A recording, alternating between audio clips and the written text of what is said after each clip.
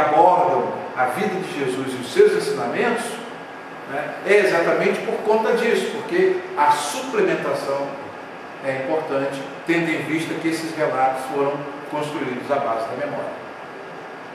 Ok? Então, o grande desafio nosso é exatamente esse. Apocalipse 6 é um texto muito importante e sintomático, porque a partir daí toda a estrutura do livro se modifica. Hoje eu trouxe para vocês, a aula de hoje, eu trouxe para vocês uma pregação que eu fiz sobre Apocalipse 6. Vocês querem assisti-la? Uma pregação que eu fiz sobre Apocalipse 6, no Rio de Janeiro. Tá? Desafiando uma igreja que tinha ojeriza ao livro de Apocalipse. Era uma igreja que, como a maioria das igrejas em que a gente começou a pregar o livro de Revelação, uma igreja que, das nossas igrejas lá no Brasil, então ela era daquele tipo assim, mas como é que vai pregar Apocalipse? Que mensagem esse livro vai ter para a gente?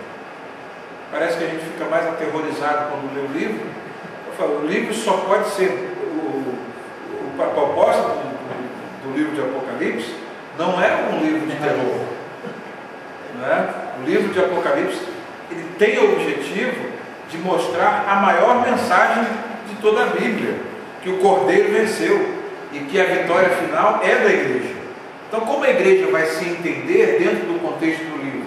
Ela vai se identificar, ora, como uma igreja sofredora, e ao mesmo tempo você vai ter vislumbres de uma igreja vitoriosa, de uma igreja que, do lado de cada existência, é uma igreja, né, conforme pintada nos primeiros capítulos que nós estudamos, uma igreja que está dentro da história, sofrendo martírio, sofrendo perseguição, até que quando João recebe a chamada, sobe aqui para ver a história por outro lado.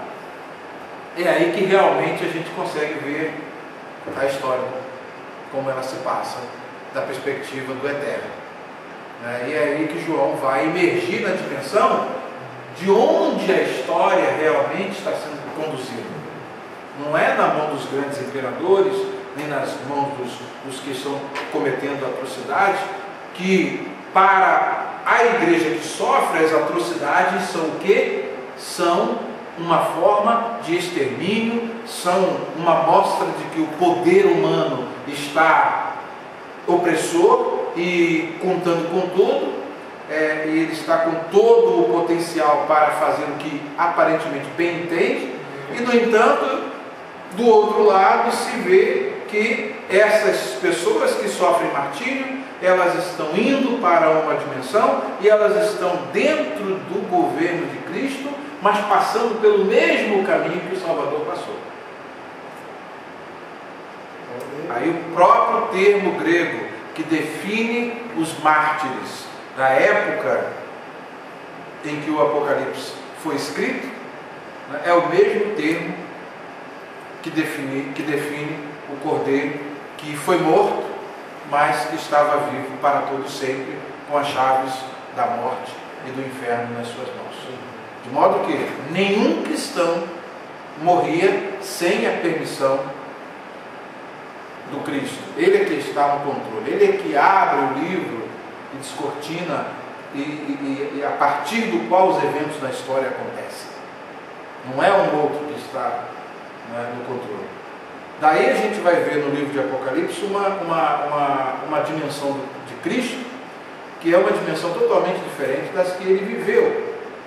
Nós vemos que quando ele viveu, ele exerceu o papel de sacerdote, vê se é nessa ordem, rei e profeta, ou o contrário, né? Quando ele esteve na terra, ele foi o profeta, o Cordeiro imolado, cumprindo as profecias dos profetas da antiguidade, e depois, quando ele ressurge dentre os mortos, ele vai e assume o reinado. E a igreja assume com ele. Transforma-se em reis e sacerdotes. Transforma-se em reis e sacerdotes. Por isso que ele, antes de subir, deixou bem claro: é-me dado todo o poder nos céus e na terra. Paulo em Colossenses vai dizer o que para ele, acerca dele? Que ele, através da morte de cruz, ele conquistou todos as potestades e principados e despojou-os publicamente. Então aquela morte de Cristo não foi a derrota do Cristo, mas foi a grande vitória do Cristo. Tá? E Apocalipse vai contar essa história, né? Só que de um modo totalmente diferente de uma narrativa com elementos denotativos, como por exemplo o sermão escatológico. A relação que vocês vão estudar entre os evangelhos sinóticos e Apocalipse 6 é exatamente como a realidade é desrealizada e recriada de um modo simbólico. O que é dito dos evangelhos sinóticos, Apocalipse 6 e outras partes de Apocalipse vão dizer de outra forma. Tá?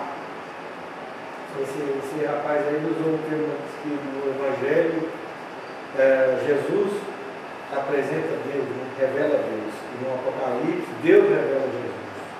Essa que é a verdade. Tá? Então por isso que. Então, já vendo que o Rodrigo está lendo, né? Nem já leu. Já leu tudo. É comer o livro, não tem para onde sair. Porque esse trabalho que eu quero que vocês façam, eu vou dar essa comparação que está sendo feita pelo professor Bosman, eu vou dar uma outra tabela para vocês na próxima aula, tá? E essa tabela vai ser exatamente com aquela comparação, e eu vou fazer uma comparação colorida para vocês verem os elementos. É exercício resolvido, é o gabarito. Mas que vai ser importante porque vocês querem. Eu não quero que vocês saiam simplesmente com aquela impressão de que eu estudei o livro de Apocalipse. Mas qual é a mensagem que eu posso tirar de cada capítulo do livro? Esse é o desafio. Para isso vocês vão ser guiados por boas mãos. Bem, vamos.